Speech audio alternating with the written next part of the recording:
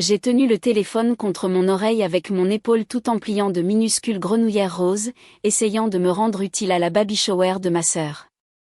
Mademoiselle Dubois, a dit doucement la docteure Patricia Lebrun, je sais que le moment est mal choisi, mais nous devons planifier votre opération dès que possible. Les résultats de la biopsie confirment qu'elle est maligne. Stade 2, mais très traitable si nous agissons rapidement. Mes mains sont restées sur la grenouillère. Le mot « maligne » résonnait dans ma tête, étouffant les rires et les bavardages autour de moi. Quand ai-je réussi à demander? Idéalement, dans les 2 semaines. Je consulte l'emploi du temps.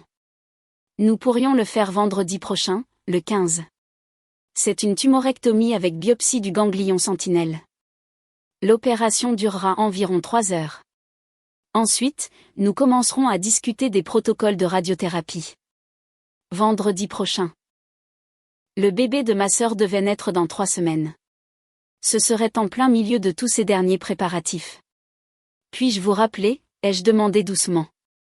Je suis à un événement familial. Bien sûr, mais Amélie, s'il vous plaît, n'attendez pas trop longtemps.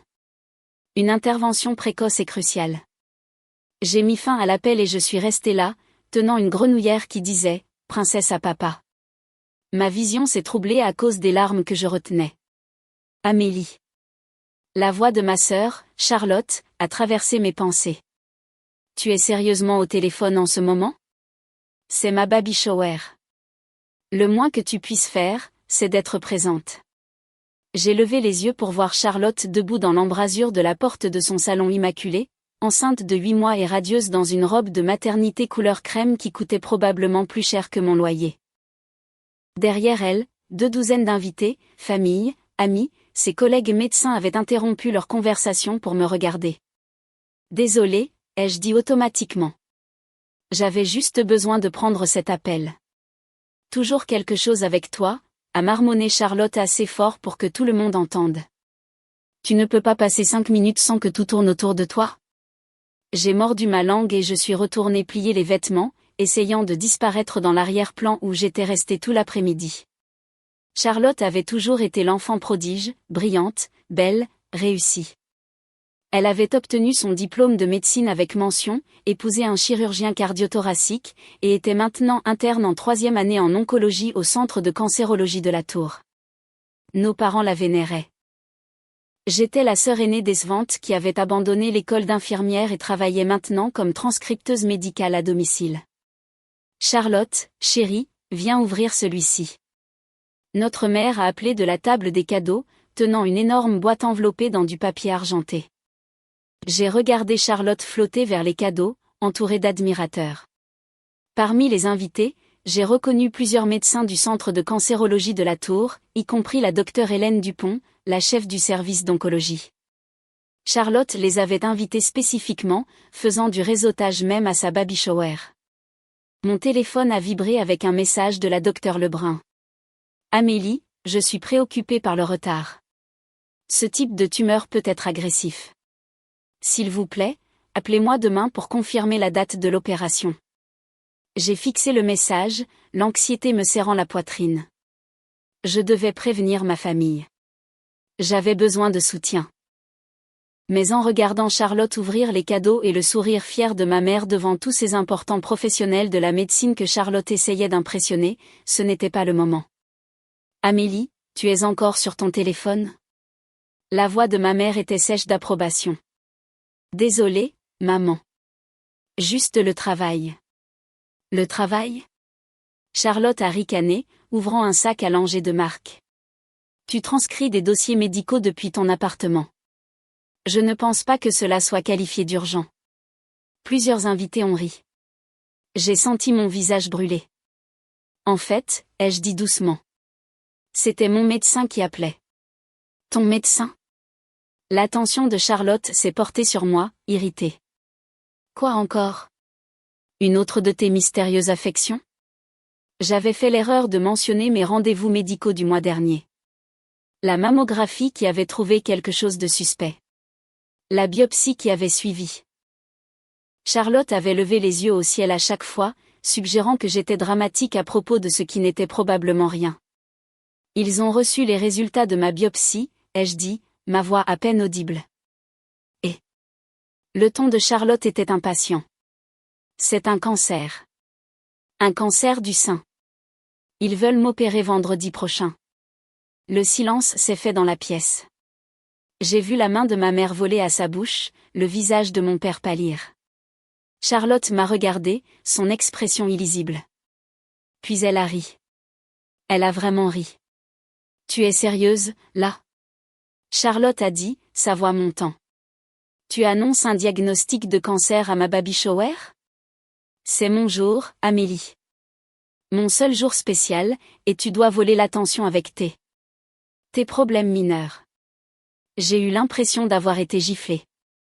Problèmes mineurs. Oh, s'il te plaît, a dit Charlotte, agitant la main de façon désinvolte. Je suis interne en oncologie. Je vois de vrais cancers tous les jours. S'ils font une tumorectomie, c'est à un stade précoce, probablement une petite tumeur, à peine quelque chose. Tu auras une opération rapide, peut-être quelques radiations, et tu iras bien. Ce n'est pas comme si tu étais en train de mourir. Charlotte, a commencé mon père, mais elle l'a coupé. Non, papa.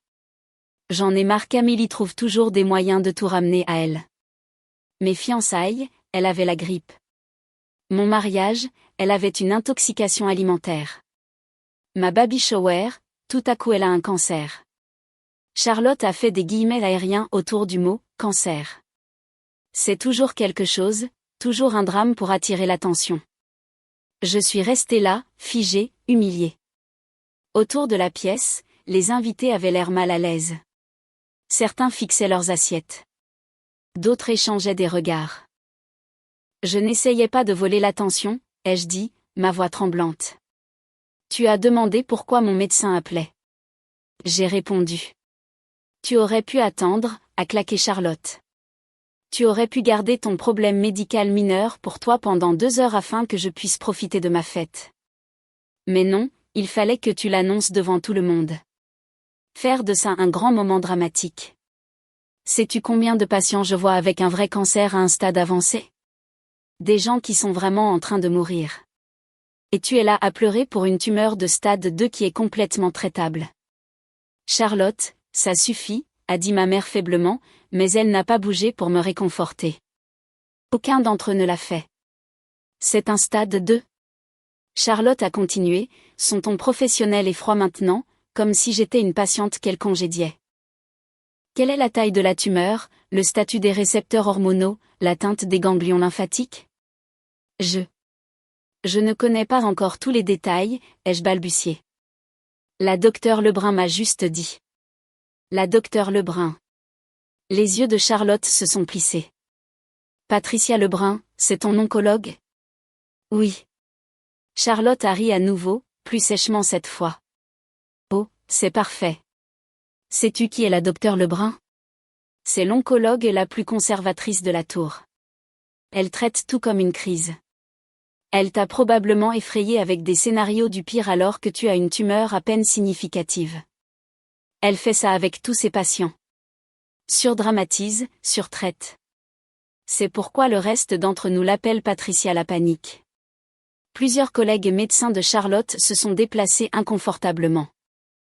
J'ai remarqué la docteure Dupont, la chef de service, qui regardait Charlotte avec une expression que je ne pouvais pas déchiffrer.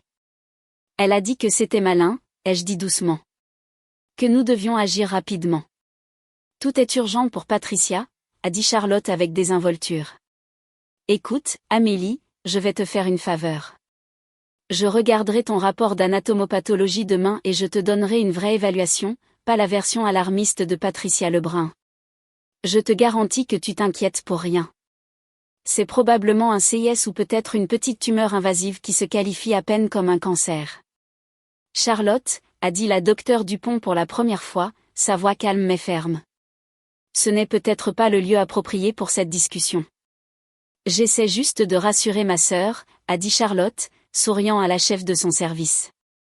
Elle a tendance à être anxieuse. Je m'occupe d'oncologie tous les jours. Je peux lui donner la vraie image au lieu de la laisser paniquer pour ce qui est probablement une situation très gérable.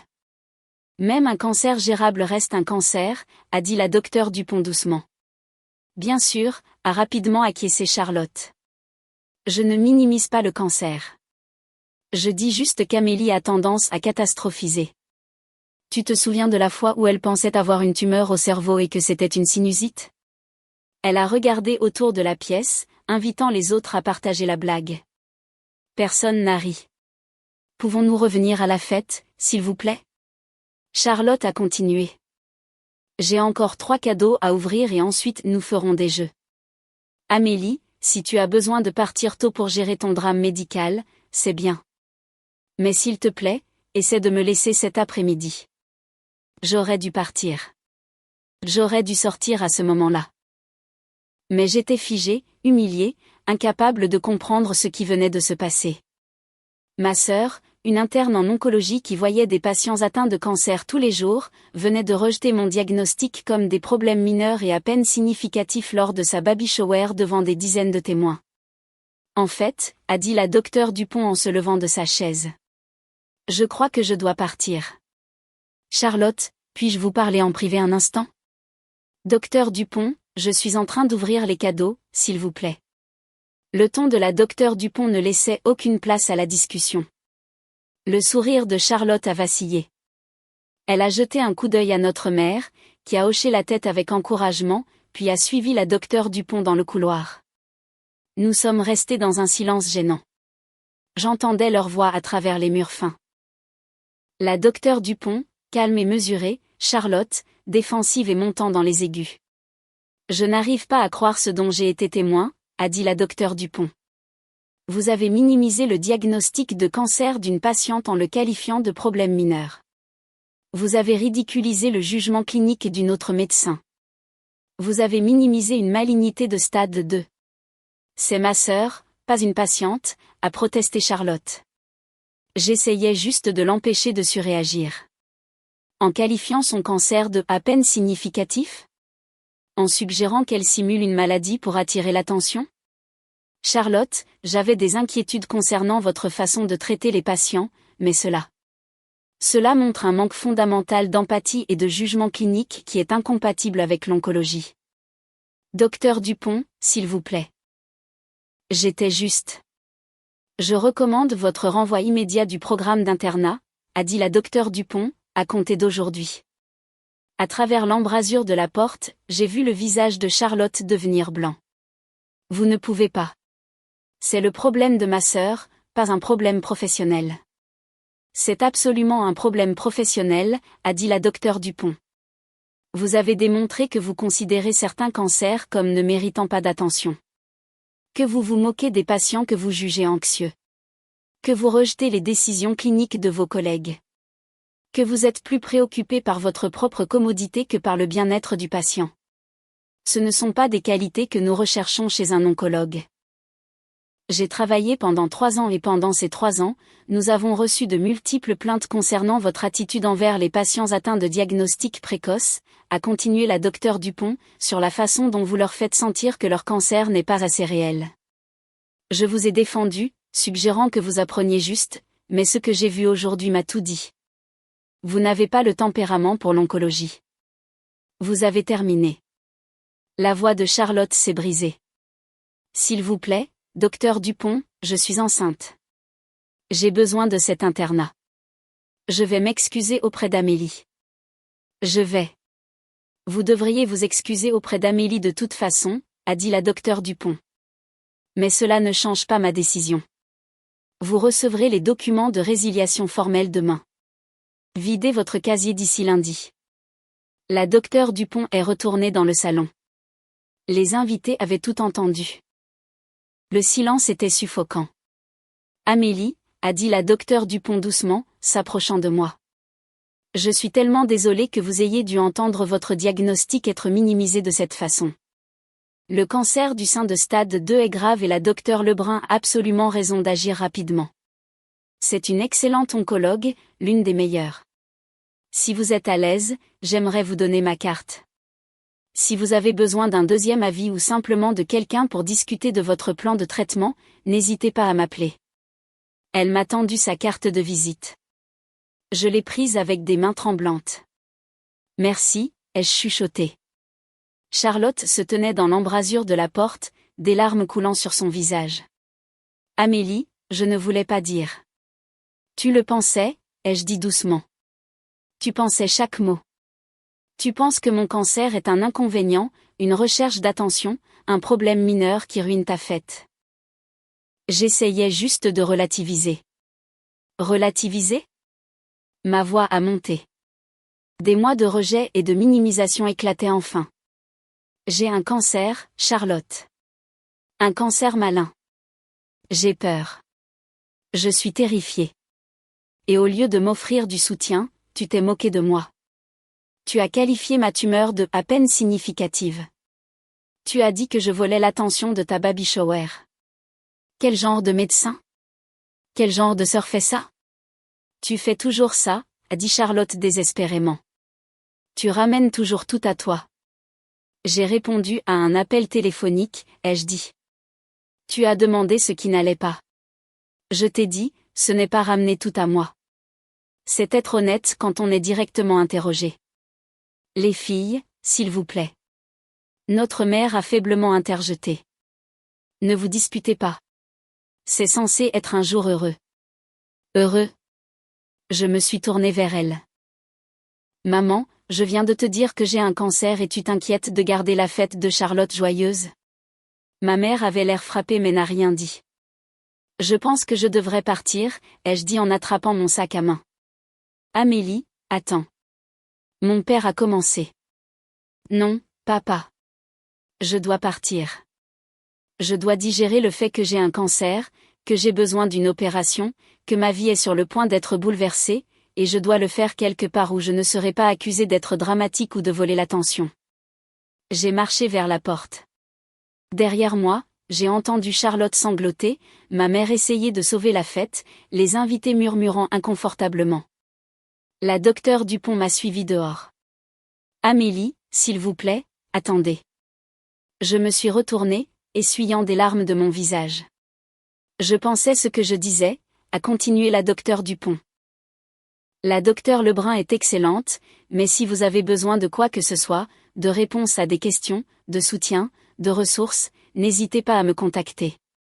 Ce qui s'est passé là-dedans était inadmissible. Aucun patient ne devrait jamais être traité de cette façon, et surtout pas par sa famille. Elle a vraiment perdu son internat, ai-je demandé. Elle l'a perdu, a confirmé la docteure Dupont. Nous avons reçu de multiples plaintes concernant son attitude envers les patients à un stade précoce. Elle leur fait sentir que leur cancer n'est pas assez réel pour justifier une préoccupation. C'est dangereux. Cela retarde le traitement, cause des dommages psychologiques et montre une inaptitude fondamentale à l'oncologie. Aujourd'hui n'a fait que confirmer ce que j'aurais dû faire il y a des mois. Elle va me blâmer, ai-je dit. Elle devrait se blâmer elle-même, a dit la docteure Dupont fermement. Elle a choisi de minimiser le cancer. Elle a choisi de se moquer de la peur d'une patiente. Elle a choisi de privilégier sa fête plutôt que l'empathie humaine la plus élémentaire. Ce furent ses choix et ils ont des conséquences. J'ai conduit chez moi, hébété, mon téléphone explosant de messages. Ma mère, tu as ruiné la fête de ta sœur. Mon père, s'il te plaît, reviens. Nous devons en parler en famille. Charlotte, j'espère que tu es contente. Tu m'as coûté ma carrière. Je les ai tous bloqués et j'ai appelé la docteure Lebrun. Amélie, a-t-elle répondu immédiatement. Vous allez bien ? Vous aviez l'air bouleversée tout à l'heure. Je veux programmer l'opération pour vendredi prochain, ai-je dit. Tout ce que vous pensez être le mieux. Je vous fais confiance. Bien, a dit doucement la docteure Lebrun. Nous allons prendre très bien soin de vous. C'est effrayant, mais vous n'êtes pas seul. Je n'étais pas seule. J'avais une bonne médecin, un plan de traitement solide, et apparemment une chef de service d'oncologie qui comprenait que tout cancer est un vrai cancer, quel que soit le stade. Ce que je n'avais pas, c'était le soutien de ma famille. Mais peut-être que c'était bien comme ça. Peut-être que j'avais cherché la validation auprès de personnes qui n'allaient jamais me la donner. L'opération s'est déroulée parfaitement. La docteure Lebrun a retiré la tumeur avec des marges saines. Les ganglions lymphatiques étaient négatifs. J'ai commencé la radiothérapie 3 semaines plus tard. Charlotte a eu son bébé, une fille, 2 semaines après mon opération. J'ai vu l'annonce sur les réseaux sociaux. Je n'ai pas appelé, pas visité, pas envoyé de cadeaux. Ma mère a laissé des messages vocaux de plus en plus désespérés. Charlotte a perdu son internat à cause de toi. Elle est dévastée. Elle essaie de trouver un autre programme, mais personne ne veut d'elle. Tu ne peux pas parler à la docteure Dupont? Dis-lui que Charlotte était juste stressée par la grossesse. Je les ai supprimés sans les écouter jusqu'au bout. La docteure Dupont a appelé une fois pour prendre des nouvelles de ma convalescence. Vous allez bien? La radiothérapie se passe bien? Oui, merci. Et merci pour ce que vous avez fait à la fête. J'ai fait ce qui était juste, a-t-elle simplement dit. Charlotte devait comprendre que tous les patients méritent respect et empathie. J'aurais seulement souhaité avoir agi plus tôt concernant les plaintes que nous avions reçues. Que va-t-il lui arriver? Elle postule à d'autres internats, mais le mot circule dans la communauté médicale. La plupart des programmes m'ont contacté pour une référence. J'ai été honnête sur la raison de son renvoi. Il est probable qu'elles doivent poursuivre une spécialité différente. J'ai ressenti une pointe de culpabilité, puis je me suis souvenu de la voix de Charlotte, arrête de voler l'attention avec tes problèmes mineurs. Elle a fait son choix, ai-je dit. Elle l'a fait, a convenu la docteure Dupont. 6 mois plus tard, j'ai terminé la radiothérapie. Mon pronostic était excellent. La docteure Lebrun était optimiste quant à ma survie à long terme. J'avais reconstruit ma vie sans ma famille. J'avais fait de nouvelles amies grâce à un groupe de soutien contre le cancer. J'avais commencé une thérapie pour digérer les années de rejet et de minimisation. Charlotte a envoyé une lettre 3 mois après la naissance de sa fille. Amélie, je suis désolée pour ce que j'ai dit à la fête. J'avais tort. J'ai eu le temps de réfléchir à pourquoi j'ai dit ces choses, et je réalise que je t'en voulais. Tu étais toujours la sœur aînée, celle qui était censée tout gérer, et quand tu avais des difficultés, j'avais l'impression que cela rejaillissait mal sur moi. Je voulais que tu sois forte pour que je puisse avoir l'air bien en comparaison. Je suis en thérapie maintenant, essayant de comprendre pourquoi j'ai traité les patients et toi de cette façon. Je n'attends pas le pardon. Je voulais juste que tu saches que je comprends maintenant que j'avais tort. J'ai lu la lettre 2 fois, puis je l'ai rangée. Peut-être qu'un jour je répondrai. Peut-être qu'un jour nous reconstruirions quelque chose. Mais pour l'instant, je me concentrais sur ma propre guérison, physique et émotionnelle, sur le fait de m'entourer de personnes qui voyaient mon cancer comme réel, mes peurs comme valides, ma survie comme digne d'être célébrée. Charlotte avait passé 3 ans à apprendre l'oncologie, mais n'avait jamais appris l'empathie. Elle avait perdu sa carrière parce qu'elle ne pouvait pas voir que chaque patient atteint de cancer, quel que soit le stade, mérite de la compassion. J'avais failli perdre ma vie parce que j'avais passé des années à laisser les gens minimiser mes préoccupations. Nous avions toutes les deux appris nos leçons, juste de manière très différente. La tumeur avait disparu. La radiothérapie était terminée. Les scanners étaient clairs. Je survivais sans eux. Et c'était suffisant.